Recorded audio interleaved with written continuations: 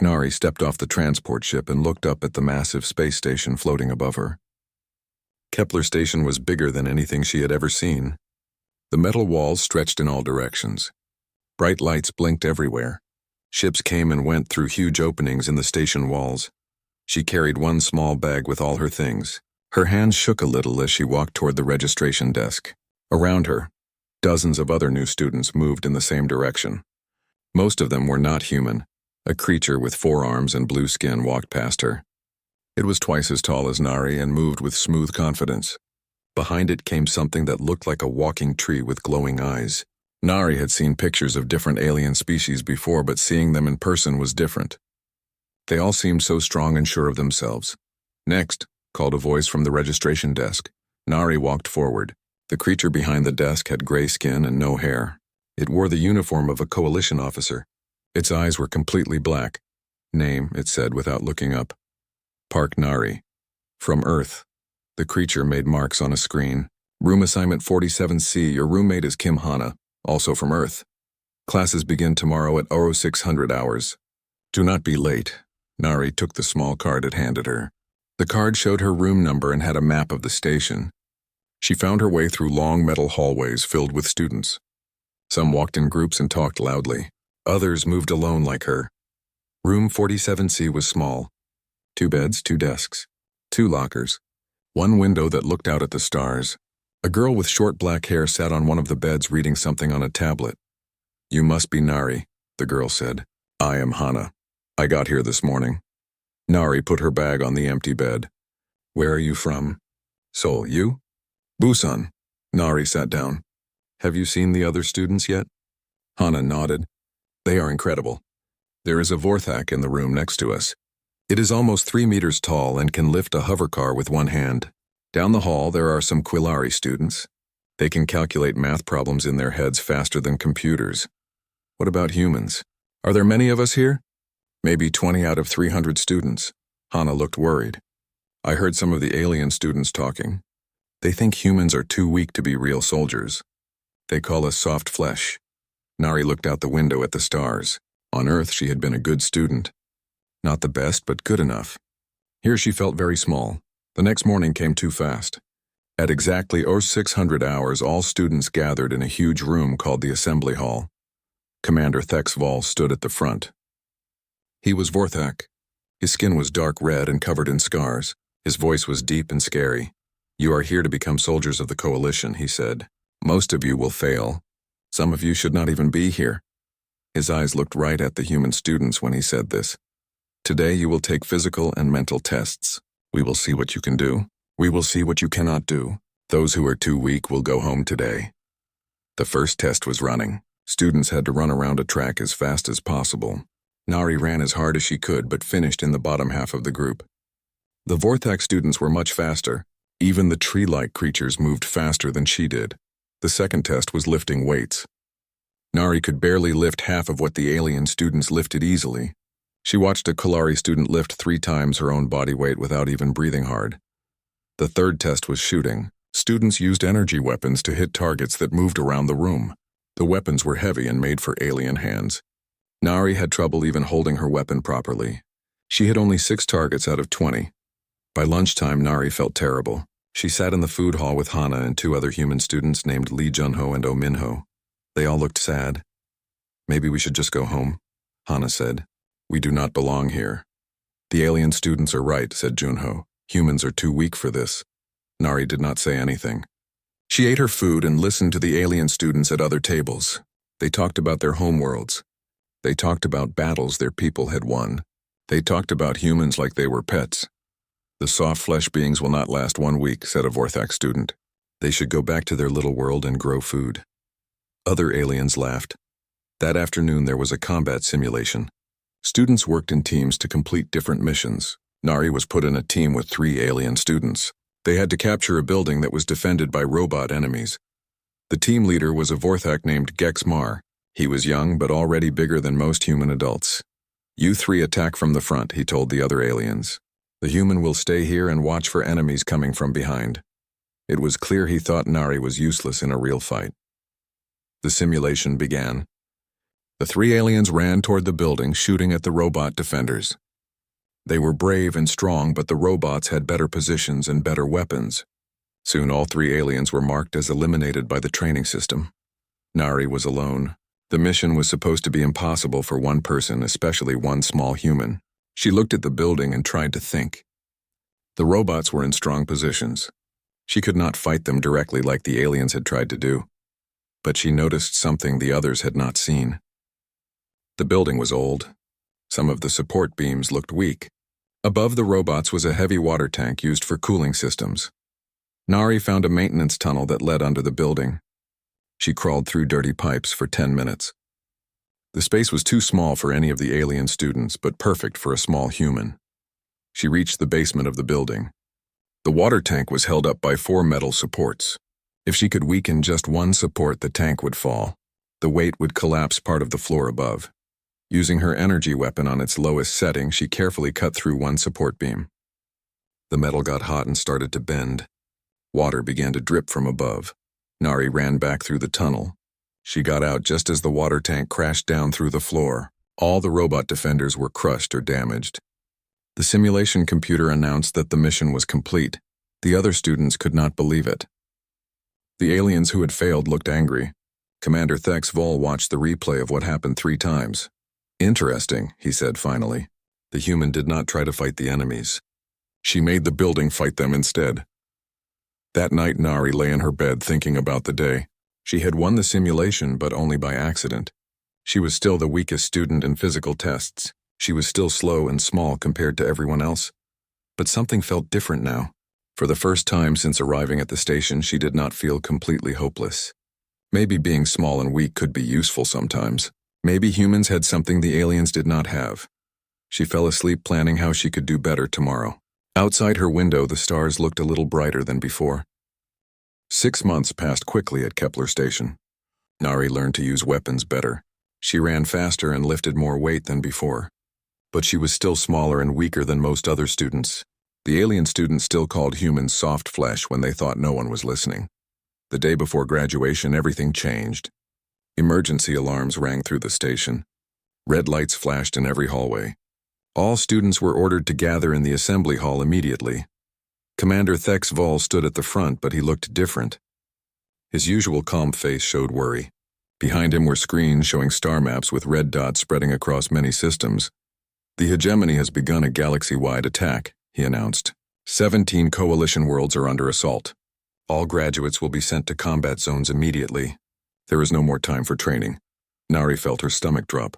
Around her, the other students looked excited or scared. Some of the Vortex students seemed happy to finally fight real enemies. The human students looked mostly terrified. "You will receive your assignments in 1 hour," the commander continued. "Gather your gear and report to the transport bays. The war has come to us whether we are ready or not." Nari packed her few belongings with shaking hands. Hana sat on her bed looking pale. "I am not ready for this," Hana whispered. 6 months ago, I was studying art history. Now they want me to fight monsters.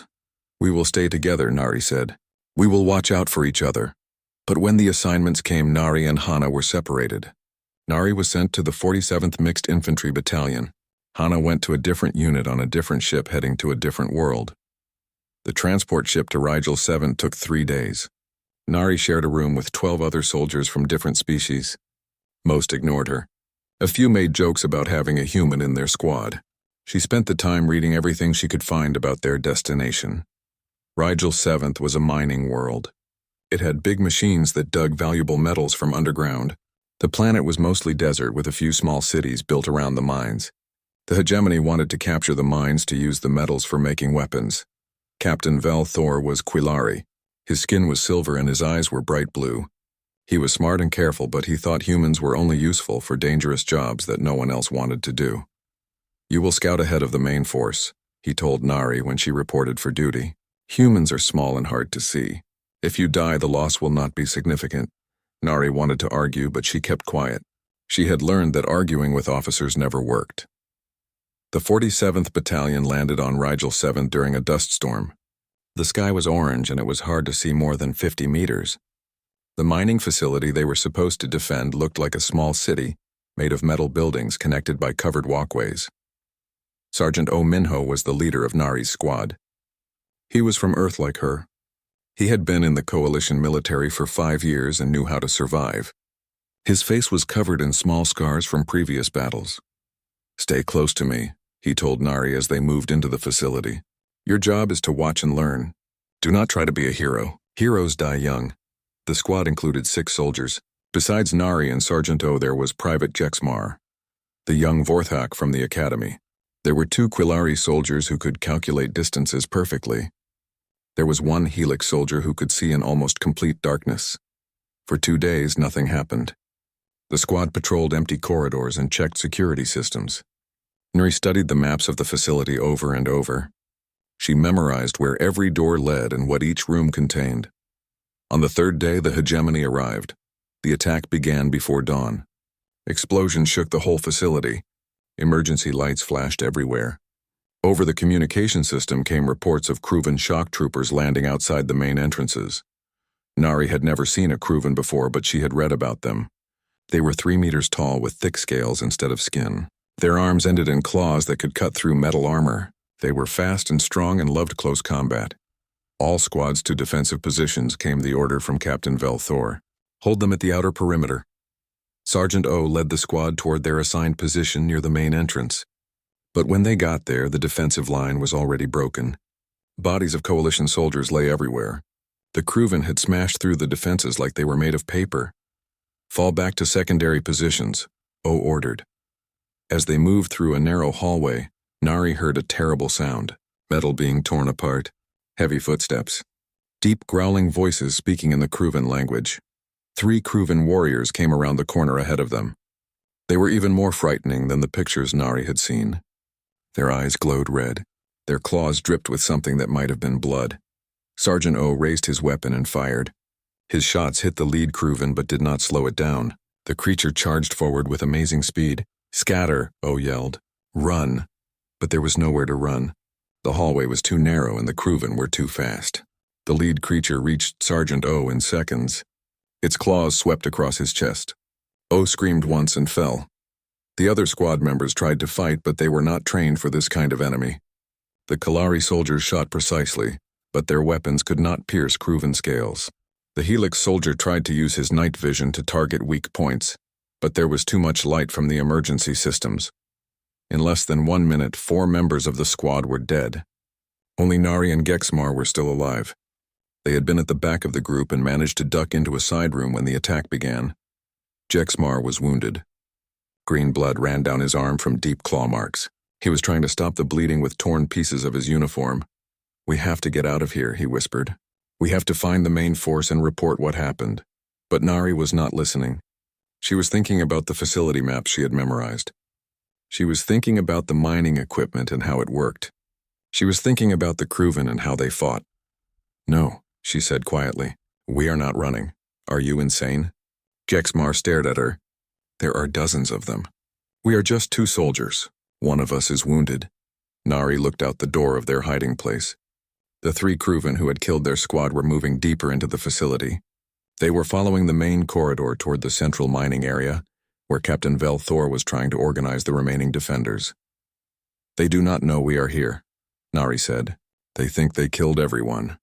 She pulled out her tablet and called up the facility maps. Her finger traced a path through maintenance tunnels and storage areas.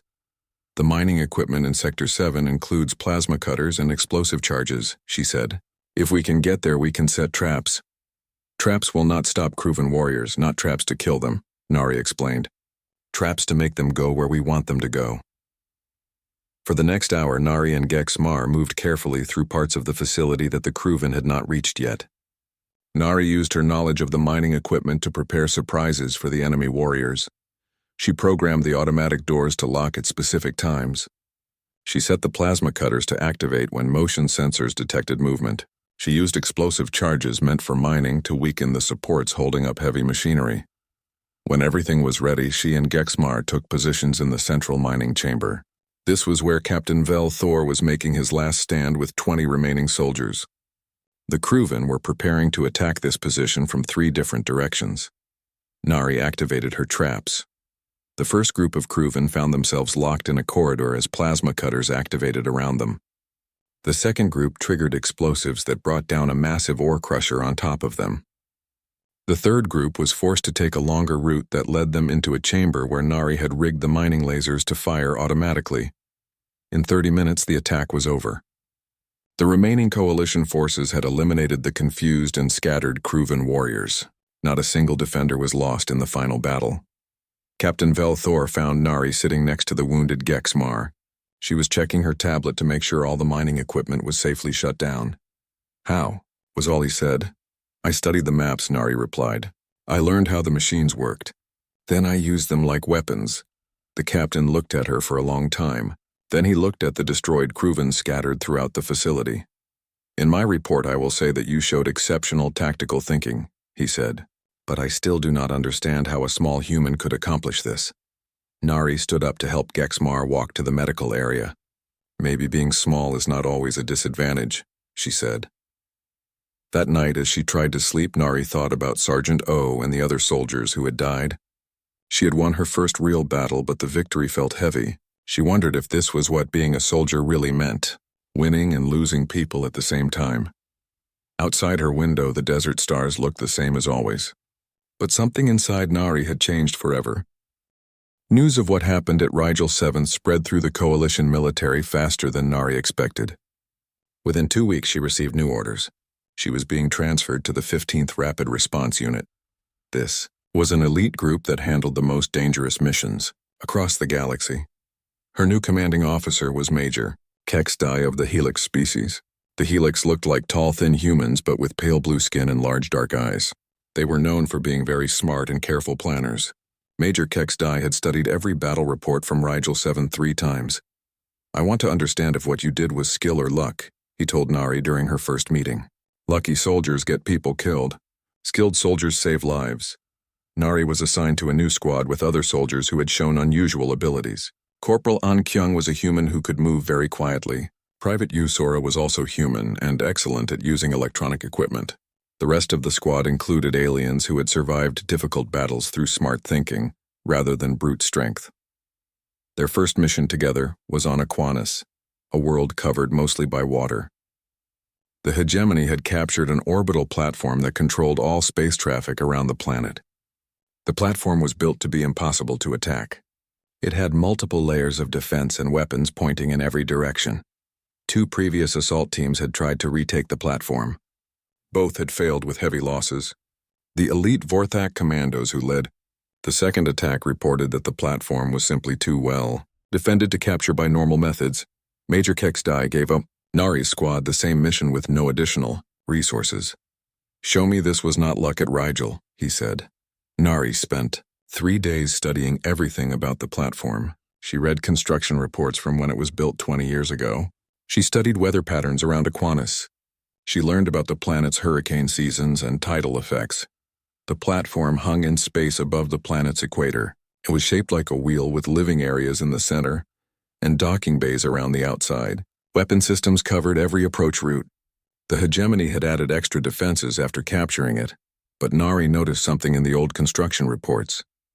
The platform's automated defense systems were designed to work in normal space weather. During severe storms, the electrical interference could cause problems with targeting computers and sensor arrays. Aquanus was entering its storm season. Weather satellites showed a massive hurricane forming over the main ocean. The storm would pass directly under the orbital platform in 4 days. "We attacked during the hurricane," Nari told her squad. "That is insane," said An Kyung. "The storm will make it impossible to control our ship. We will crash into the platform or miss it completely." "No," Nari explained. "We will use the storm itself to get close. The hurricane has an eye in the center where the air is calm. The platform's defenses will be disabled by electrical interference from the storm. We will have maybe 40 minutes to get inside before the systems come back online." Yusora studied the plan on her computer. "The timing has to be perfect. If we arrive too early or too late, we will be destroyed by either the storm or the defense systems. Then we will be perfect," Nari said. They launched their attack ship when the hurricane was 12 hours away from the platform. The ship was modified with extra shielding to protect against electrical interference. The squad wore special atmospheric suits that could handle extreme weather conditions. As they approached Aquinas, the storm looked like a giant spiral of clouds with lightning flashing constantly inside it. The platform hung above it like a metal star. Its defense systems were firing at debris being pulled up by the hurricane winds. "Entering the storm now," announced their pilot, a nervous Quillari named Tex Voldarter. The ship was immediately caught by hurricane winds moving at 300 kilometers per hour. It spun and tumbled through the storm clouds. Lightning hit their hull twice. The electrical systems flickered and sparked. Nari watched the instruments carefully. They had to reach the eye of the storm at exactly the right moment when it passed under the platform. Too early and they would be thrown out by the wind. Too late and the platform's weapons would be working again. "There," she pointed at the navigation screen. "The eye wall is breaking apart. Take us down now." The ship dropped through a wall of spinning wind and rain. Suddenly everything became calm. They were in the eye of the hurricane. Above them, the platform looked huge and dark against the clear sky inside the storm. The platform's defense systems were completely offline. Electrical interference from the storm had shut down everything except basic life support. They docked at an emergency airlock without being detected. Once inside the platform, Nari led her squad toward the life support systems instead of looking for the defenders. The hegemony soldiers were Methak, a species that breathed methane gas instead of oxygen. Their weapons and armor were designed for their special atmosphere. Usora connected her equipment to the platform's air recycling network. "I can introduce a mild sedative into their air supply," she reported. "It will not harm them permanently, but it will make them fall asleep." "How long?" Nari asked. 20 minutes for the chemical to spread through the whole platform. Then they will be unconscious for about 6 hours. "Do it." They waited in a maintenance room while the sedative spread through the air systems. Han Kyung kept watch for enemy patrols. Outside, the storm was starting to move away from the platform. Soon the defense systems would come back online. After exactly 20 minutes, they began searching the platform. They found Methak soldiers sleeping at their posts. Weapons lay on the floor where they had fallen from unconscious hands. In the command center, the entire staff was slumped over their control panels. The mission was complete without firing a single shot. When Coalition reinforcements arrived 6 hours later, they found the platform secured and ready for operation. The hegemony garrison was locked in holding cells, confused about what had happened to them. Major Kex Dai reviewed the mission reports with great interest. "You used the planet's own weather as a weapon," he observed. "And you defeated the enemy without killing anyone. This shows remarkable tactical thinking." "The storm was already there," Nari replied. "I just used what was available." "That is exactly what makes this impressive," the major said. "Most commanders try to fight through obstacles. You turn obstacles into advantages." Word of the Aquinas operation reached Coalition High Command within days. Admiral Jex Quinn, the supreme military commander, personally requested copies of all reports involving Nari's missions. The admiral was Vorthak, but unusual for his species. Instead of preferring direct combat, he was known for studying enemy tactics and finding weaknesses in their strategies. He had noticed a pattern in Nari's victories that other officers missed. "This human does not fight battles the way we expect," he told his staff. "She does not try to overpower the enemy. She makes the enemy defeat themselves." Admiral Jex Quinn ordered a complete review of Coalition tactical doctrine. Military academies across the galaxy began studying Nari's battles as examples of innovative thinking. But for Nari, the attention was uncomfortable. She did not feel like a tactical genius. She just studied problems carefully and looked for solutions that other people missed. Being called special made her nervous. Her squad was assigned to more difficult missions. Each time they succeeded by finding unexpected approaches to seemingly impossible problems. Other soldiers began calling them Nari's ghosts because they could achieve victories that seemed to come from nowhere. The nickname spread through the military. Soon soldiers across the galaxy knew about the small human who won battles by thinking differently than everyone else. But with fame came danger. Hegemony intelligence services began studying Nari's methods. They wanted to understand how one person could consistently defeat forces that should overwhelm her through numbers and firepower. Unknown to Nari, enemy agents were already making plans to eliminate the growing threat she represented. The war was about to become much more personal. As she sat in her quarters reading reports about their next mission, Nari had no idea that her name was being discussed in hegemony war councils. She was focused on the tactical challenge ahead, trying to find another unexpected solution to another impossible problem. Outside her window, the stars looked the same as always. But across the galaxy, both friends and enemies were beginning to see her as something much more than just another soldier. 6 months after Aquinas, Nari was promoted to lieutenant. The promotion came with something she had not expected. Command of her own unit made up entirely of human soldiers who showed unusual tactical thinking like her own. Her new squad included familiar faces. Hana had joined them after finishing her intelligence training. Lee Junho had survived 3 major battles and earned a reputation for creative problem-solving. They were joined by Sergeant Park Jiho, who could repair almost any machine, and Corporal Choi Rina, who was excellent at languages and could understand enemy communications. Together, they became known as Nari's Ghosts throughout the coalition military. The nickname came from their ability to win battles that seemed impossible with very few resources. Their biggest test came at Terminus Gate, a critical space junction that connected the core worlds to the outer colonies. Control of Terminus Gate meant control of half the galaxy's trade routes and military supply lines. The hegemony sent their most feared weapons to capture the gate. 3 Devastator-class battleships arrived in the system. Each ship was 5 kilometers long and carried enough firepower to destroy planets.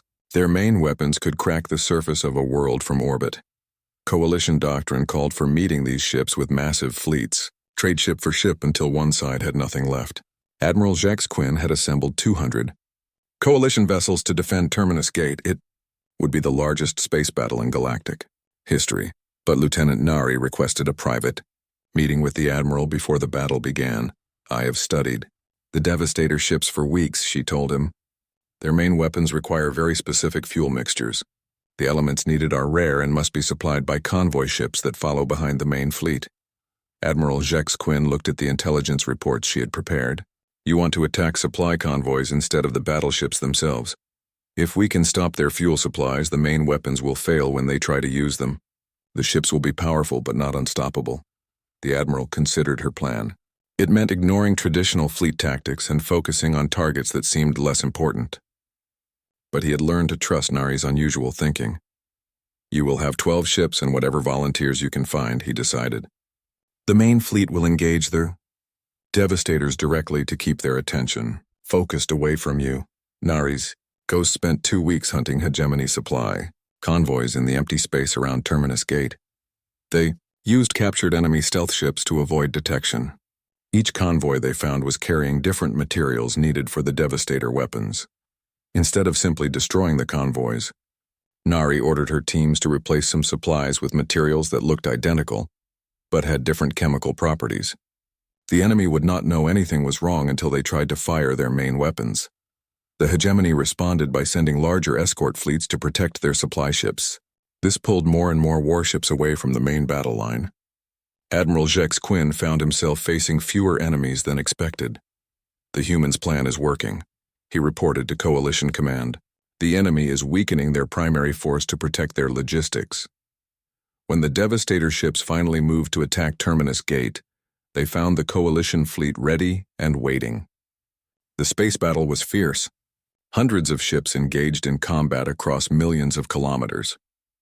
At the critical moment, when the Devastator ships moved into position to use their planet-killing weapons, Nari's sabotage took effect. The first ship's main weapon overloaded and exploded, destroying half the vessel. The second ship's weapon failed to fire at all. The third ship's weapon fired, but with only 1/10 of its normal power. Without their primary advantage, the Devastator ships were just very large targets. Coalition forces concentrated their attacks and destroyed all 3 ships within hours.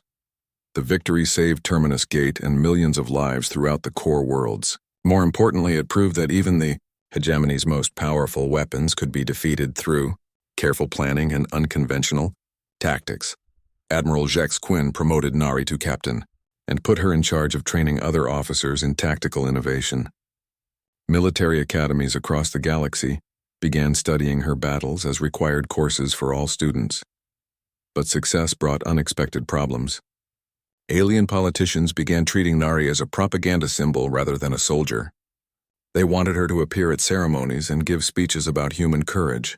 Some coalition species worried that humans were gaining too much influence in military affairs. The personal costs were growing too. During the liberation of Zerion Prime, Hana was badly wounded when a building collapsed on her position. She survived but could no longer serve in combat units. She transferred to intelligence work where her injuries would not be a problem. Nari visited Hana in the medical center after the surgery that saved her life. "I am sorry," Nari said. "This happened because you followed my orders." "No," Hana replied. "This happened because we are at war. You saved thousands of people on Zerion. My injuries are a small price for that." But Nari could not stop feeling responsible. Each victory seemed to cost her someone she cared about. She began spending more time alone, studying tactical problems and trying to find ways to win battles without putting her people in danger. The war was changing too. Hegemony forces were adapting to her methods. They began using different supply routes and communication systems. They studied recordings of her battles and tried to predict her tactics. Intelligence. Reports showed that the enemy had created a special unit dedicated to understanding and countering human tactical innovations. They called it the Human Studies Division and assigned their best strategic minds to the problem. Captain Nari found herself playing a game of mental chess against enemies she had never met. Each battle became more complex as both sides tried to outthink the other. The stress was affecting her health. She slept poorly and ate little. Park Ji-ho noticed that she was losing weight and seemed tired all the time.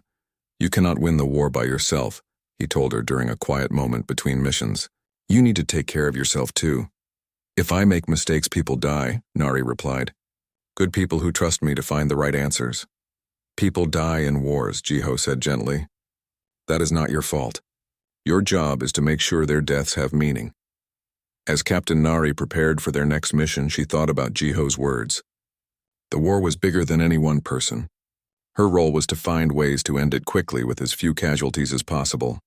But she also knew that the enemy was learning from her successes. Soon they would find ways to counter her methods. The advantage of surprise would not last forever.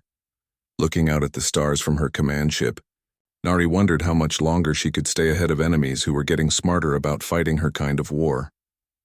The game was becoming more dangerous with each move.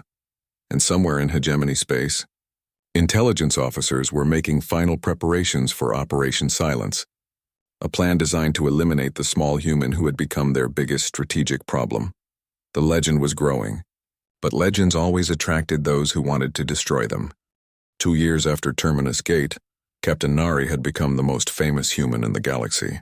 Military academies taught courses about her battles. Young soldiers of every species wanted to serve under her command. Politicians used her name in speeches about coalition unity and strength. But fame brought problems she had never expected. Coalition High Command wanted her to attend ceremonies and give interviews instead of planning missions. Some alien species worried that humans were getting too much credit for military victories. A few politicians even suggested that Nari was becoming too powerful for a single person. The personal costs were harder to bear. During the liberation of Zerion Prime, Lee Jun-ho died defending a civilian evacuation center. He held his position against overwhelming odds so that transport ships could escape with thousands of refugees. Nari arrived with reinforcements 30 minutes too late to save him. She found his body in the ruins of the command center, still at his post. His final report was still on his communication screen, detailing enemy positions and recommending tactics for the relief force. At Junho's funeral, Nari spoke to hundreds of mourners. She talked about his courage and dedication.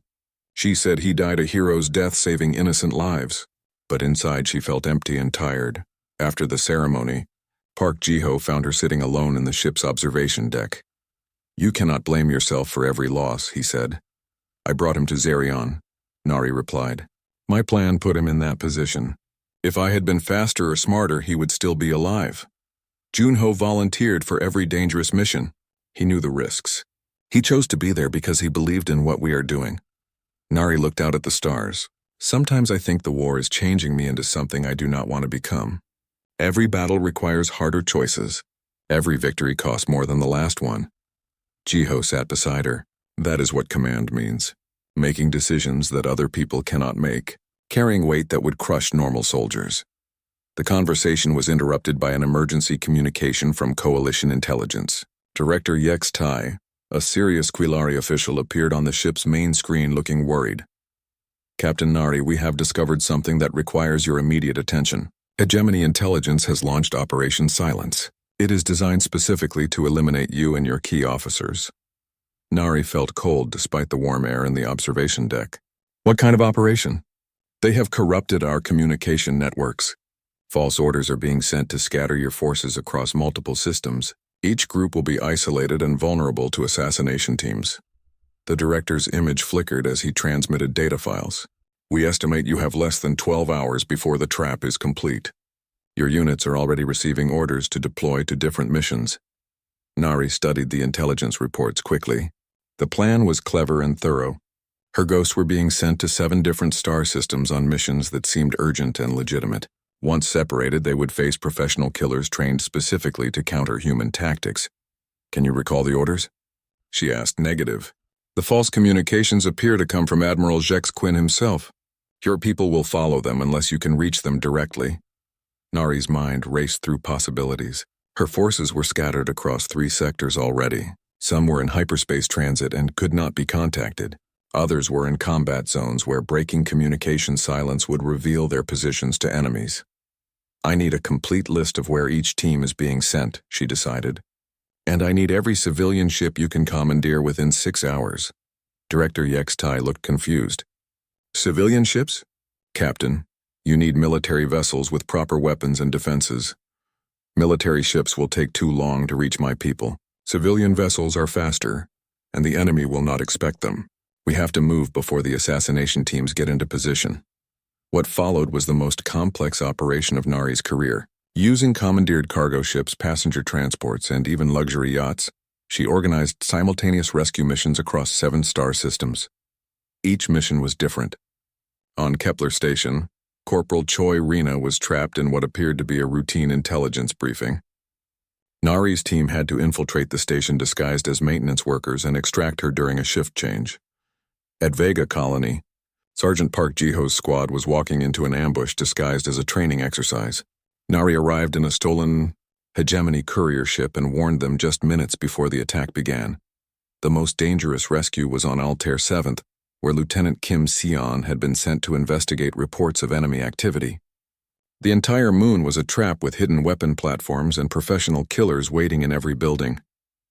Nari reached Altair 7th in a modified racing yacht with only 3 other soldiers.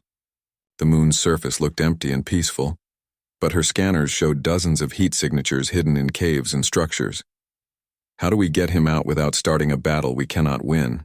Asked Private Nam Yuki, the youngest member of her rescue team. Nari studied the moon's geography. Altair 7 was a mining colony that had been abandoned for 50 years. The old extraction tunnels connected most of the surface installations underground. We do not fight them, she decided. We make them fight each other. Using the abandoned mining equipment, Nari's team created false sensor readings that made it appear as if multiple coalition forces were approaching from different directions. The assassination teams repositioned to counter these imaginary threats. While the enemy was distracted, Nari reached Lieutenant Kim through the tunnel system and extracted him through an old mining shaft. They escaped in their racing yacht while the Hegemony teams were still searching for attackers that did not exist. The operation succeeded, but at a terrible cost. 3 of her teams suffered casualties during their extractions. 5 good soldiers died and 8 more were seriously wounded. Nearly half of her original ghost unit was now dead or permanently disabled. Nari gathered the survivors on a medical ship orbiting the neutral world of Sanctuary. Looking at the wounded soldiers and empty bunks where friends used to sleep, she realized that Operation Silence had achieved part of its goal even though it failed to kill her. Maybe I should resign, she told Hana during one of their private conversations. Every day I remain in command puts more people in danger. The enemy is willing to sacrifice anything to eliminate me. Hana, still recovering from her own injuries, shook her head. That is exactly what they want. If you quit, they win without killing you. But if I continue, more people will die because they followed me. More people will die if you stop. Hana replied firmly. The war is bigger than your guilt, Nari. You have saved millions of lives with your tactics. Do not let the enemy destroy that by making you afraid of your own success. Before Nari could respond, an emergency alert came through the ship's communication system. Intelligence Director Yex Tai appeared on screen again, but this time he looked terrified rather than worried.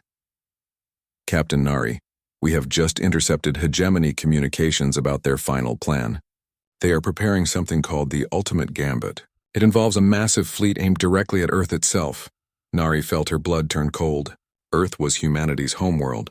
Billions of innocent people lived there, including her own family. How long do we have? She asked. 6 months at most. Possibly less. They plan to destroy Earth completely and broadcast the attack across the galaxy to break coalition morale forever. As Nari stared at the intelligence reports, she realized that all her previous battles had been preparation for this moment. The war was entering its final phase, and humanity's survival depended on stopping an enemy fleet that would be larger and more powerful than anything she had faced before.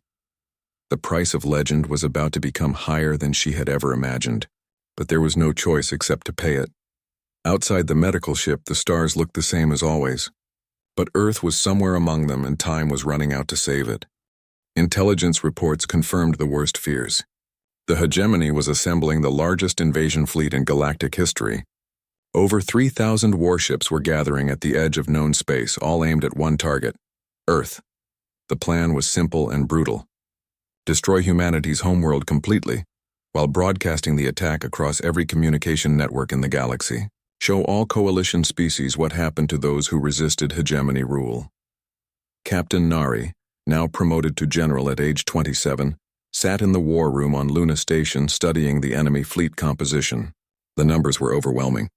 The coalition could assemble maybe 800 ships to defend the Sol system. Even with every tactical advantage, they would be outnumbered 4-1. Traditional fleet engagement is impossible, Admiral Jex Quinn told the assembled commanders. We need at least 6 months to bring sufficient forces from the outer sectors. We do not have 6 months, replied General Nari. Intelligence estimates they will attack in 8 weeks. The room fell silent. Around the table sat the finest military minds in the coalition. Vorthak warriors who had never lost a battle. Krillari strategists who could calculate odds faster than computers. Helix commanders known for their careful planning. All of them looked defeated before the battle even began. There might be another way, Nari said quietly. Admiral Jex Quinn turned to her. General, I have studied every possible defensive strategy. The mathematics are clear. We cannot win a conventional battle against those numbers. Then we do not fight a conventional battle. Nari activated the holographic display in the center of the room. It showed the Sol system in detail, from Mercury's orbit out to the asteroid belt and beyond. Operation Lazarus, she announced. We turned the entire solar system into a weapon. For the next hour, she explained her plan. It sounded impossible even to officers who had learned to trust her tactical innovations. The operation would require precise coordination across billions of kilometers. It would use resources that were never designed for warfare. It would depend on timing that had to be perfect to the second. You want to use the asteroid belt as a weapon platform, Admiral Jex Quinn said slowly. Thousands of automated drones disguised as space debris. The industrial capacity exists, Nari replied. Earth's orbital factories can build the drones. The asteroid mining stations can provide materials and camouflage. When the hegemony fleet arrives, they will see what appears to be a small defensive force protecting a helpless world. And when they move into bombardment formation? Asked a Vorthak general. Every piece of debris in the system will reveal itself as a weapon platform. 3-dimensional crossfire from every direction. Their concentrated formation will become a death trap. The plan required approval from the highest levels of coalition government. Politicians on dozens of worlds had to agree to commit massive resources to what appeared to be a desperate gamble. While the political process moved slowly, Nari and her remaining ghosts began the technical preparations. Park Jiho, now a colonel, took charge of drone construction.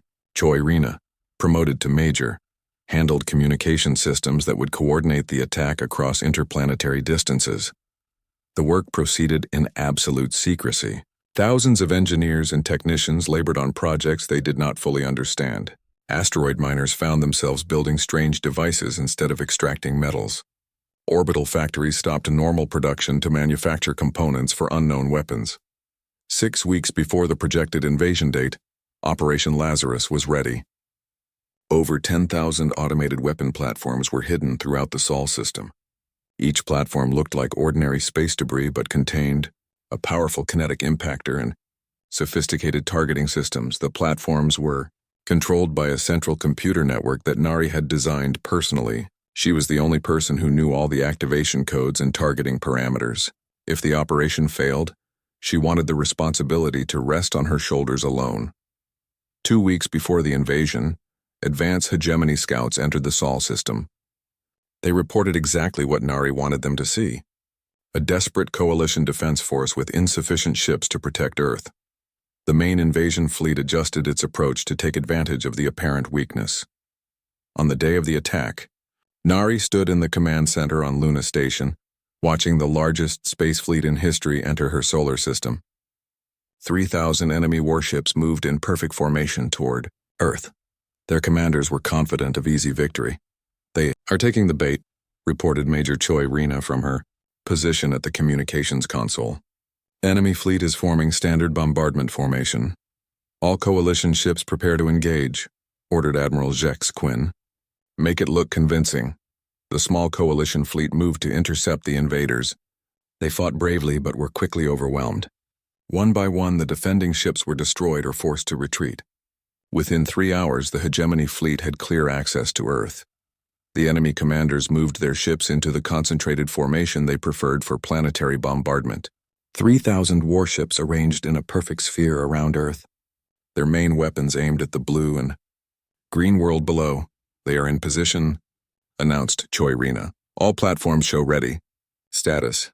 General Nari looked at Earth through the command center's main view screen. Her homeworld looked small and fragile, surrounded by so many enemy ships. Billions of people down there were depending on her plan to work. "Operation Lazarus is authorized," she said quietly. "Activate all platforms." Throughout the Sol system, pieces of what looked like ordinary space debris suddenly came to life. Asteroids revealed hidden weapon systems. Comet fragments opened to expose targeting arrays. Orbital debris that had floated in space for decades activated sophisticated combat programs. 10,000 kinetic impactors fired simultaneously from every direction. The hegemony fleet found itself trapped in a sphere of incoming projectiles traveling at tremendous speed. Their concentrated formation, which should have been their strength, became their destruction. The projectiles were simple chunks of metal accelerated to incredible velocity. They carried no explosives or complex warheads. They did not need them. At the speeds involved, even small objects hit with the force of nuclear weapons. In 17 minutes, the largest invasion fleet in galactic history was completely destroyed. Not a single enemy ship escaped the crossfire. The space around Earth became filled with expanding clouds of debris that had once been warships. Coalition forces throughout the galaxy received the news within hours. The war was over. The hegemony's military power was broken. Their remaining forces surrendered or fled to distant sectors where they posed no further threat. General Nari stood at the observation window watching the debris clouds slowly disperse. The victory was complete, but she felt no joy. Too many friends had died to reach this moment. Too many good people had paid the price for her tactical innovations. "You did it," said Colonel Park Ji-ho, joining her at the window. "You saved Earth, you saved the galaxy." "We did it," Nari corrected him. "Everyone who believed in the plan. Everyone who worked to make it possible. The politicians are already calling you the savior of humanity," Ji-ho informed her. "They want to give you medals and titles. Some are talking about making you a minister in the coalition government." Nari shook her head. "I am a soldier, not a politician. When this is over, I want to go somewhere quiet and try to remember what peace feels like." But she knew that would never really be possible. The battle had made her famous throughout the galaxy. Military academies would study Operation Lazarus for centuries. Children of every species would grow up hearing stories about the human general who turned an entire solar system into a weapon. Years later, when Nari was in her 30s, she often visited the memorial to fallen coalition soldiers on Luna Station. The black stone wall contained thousands of names, including Lee Junho, Oh Minho, and many others who had died fighting alongside her. On this particular day, she noticed 2 young human cadets standing nearby. They were whispering to each other and looking in her direction. "Is that really her?" one asked the other. "General Nari, the one who won the war. I heard she could defeat entire fleets with..." Just a few ships. My instructor said she never lost a battle. Nari smiled sadly and walked away before they could approach her. The myths were already growing around her name. Soon the stories would become larger than the truth. Future generations would remember the legend, but forget the ordinary girl who had studied her failures too closely. But as she looked up at the stars, Nari knew that the most important truth would endure. Humans might be smaller and weaker than other species, but they had something that could not be measured in physical strength. They had the ability to see problems differently and find solutions that others missed. That ability had saved the galaxy once. With luck and wisdom, it would be enough to keep the peace that so many had died to achieve. The myth had become reality, but the person who created it remained in her heart. The same determined girl who refused to accept that humans were just another minor species in a galaxy full of giants. And perhaps that was the most important truth of all. 10 years had passed since Operation Lazarus ended the war. The galaxy was finally at peace. Former hegemony worlds had joined the coalition. Trade routes that had been closed for decades were open again. Children grew up without fear of invasion or bombardment. General Park Nari, now 37 years old, served as Director of Coalition Strategic Planning. Her office was on Harmony Station, a massive diplomatic complex built at the exact center of the galaxy. Representatives from hundreds of worlds came here to solve problems with words instead of weapons. But Nari often felt uncomfortable in the political world. She preferred studying tactical problems to attending endless meetings about trade agreements and cultural exchange programs. Her real satisfaction came from teaching at the military academy, where she helped train the next generation of officers.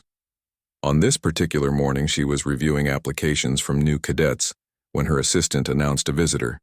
Admiral Jex Quinn, now retired, had come to see her. Admiral, Nari stood and saluted. Even though they were the same rank, she still respected the old Vorthak warrior who had trusted her wildest plans. General, he replied, returning the salute. I have something to show you.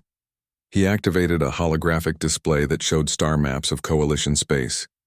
Green lights marked peaceful worlds. Blue lights showed major trade routes. Everything looked calm and prosperous. Look at the outer rim sectors, Admiral Jex Quinn said, pointing to yellow lights scattered along the galaxy's edge. We have reports of unknown ships attacking civilian convoys. They use tactics we have never seen before. Nari studied the data carefully. The attack seemed random at first, but she noticed a pattern. The unknown ships always struck isolated targets. They took supplies but avoided direct combat with military forces. Most importantly, they disappeared completely after each raid. Pirates? She asked. That was our first assumption. But pirates want valuable cargo.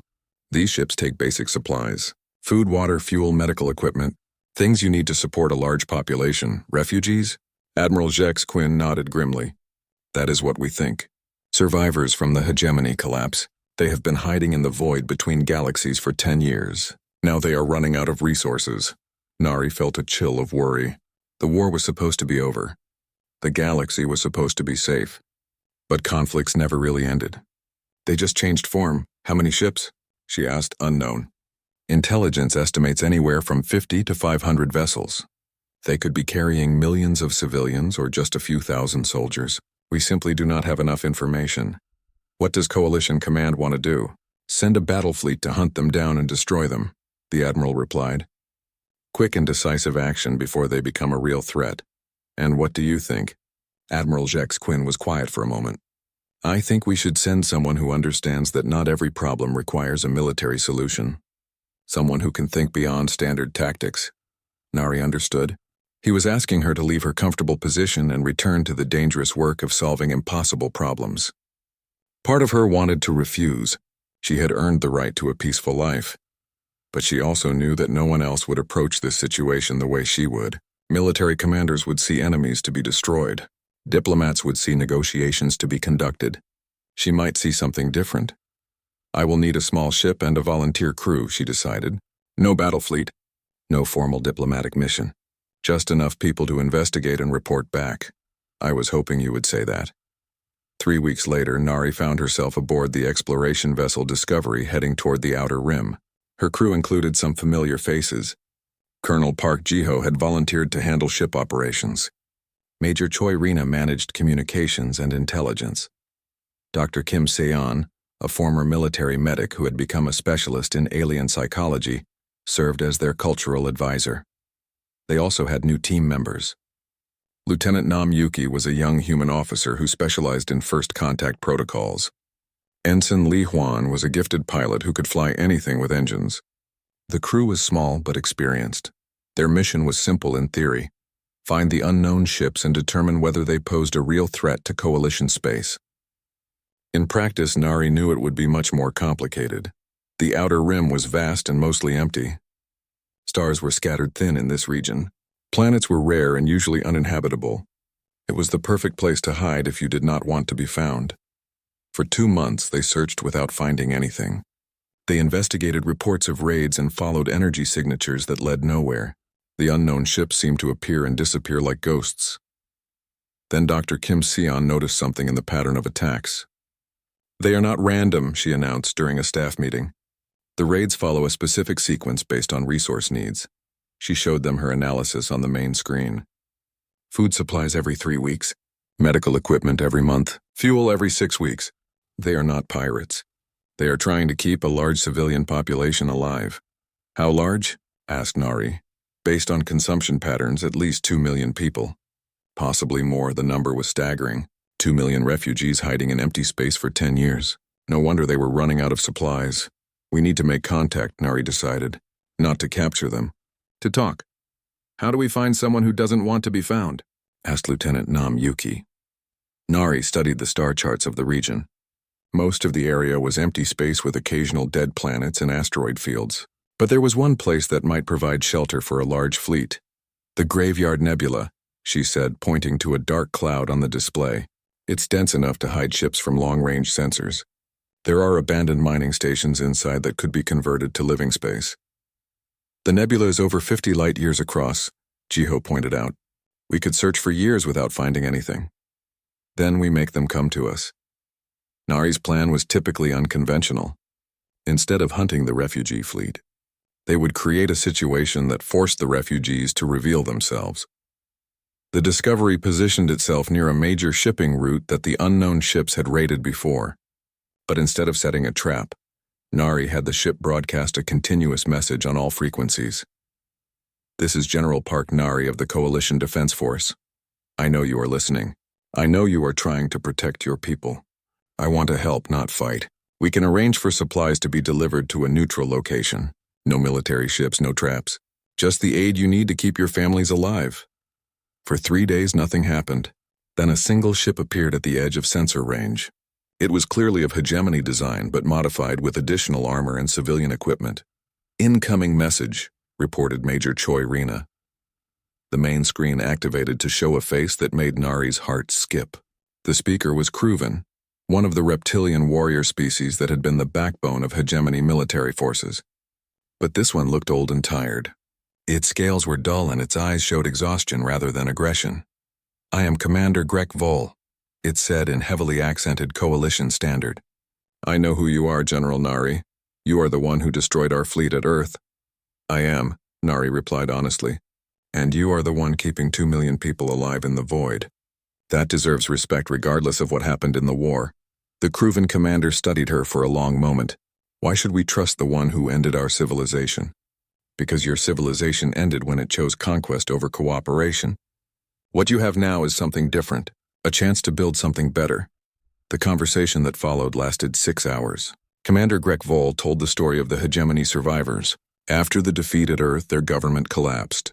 Some military units surrendered to coalition forces. Others fled to distant sectors and became pirates or mercenaries. But millions of civilian families had nowhere to go. Their homeworlds were occupied or destroyed. The coalition would not accept them as refugees because of their species' role in the war. So they gathered what ships they could find and disappeared into empty space.